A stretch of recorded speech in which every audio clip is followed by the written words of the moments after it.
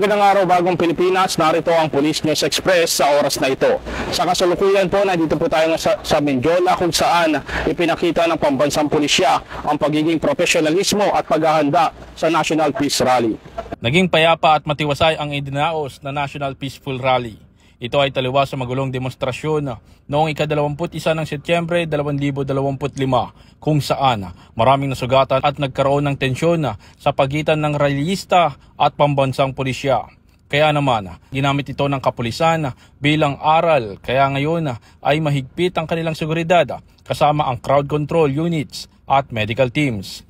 Sa ngayon, nananatiling maayos at kontrolado ang sitwasyon dahil sa mas mahigpit na seguridad na ipinatubad ng Manila Police District, katuwang ang ilang mga police regional offices.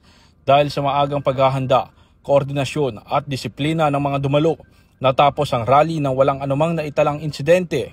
Patuloy namang nananawagan ang pulisya sa publiko na makipagtulungan sa mga otoridad sa mga susunod pang aktibidad upang mapanatili ang kapayapaan. Sa kasalukuyan, nananatili pa rin sarado ang Reto Avenue, Legarda, Casal Street at iba pang parte ng Mindiola. At para sa iba pang napapanahong balita, lagi tumutok sa Police News Network. Ako po si Patrolman Joshua Jimenez at kami ang Bagong PNP para sa Bagong Pilipinas, serbisyong mabilis, tapat at nararamdaman.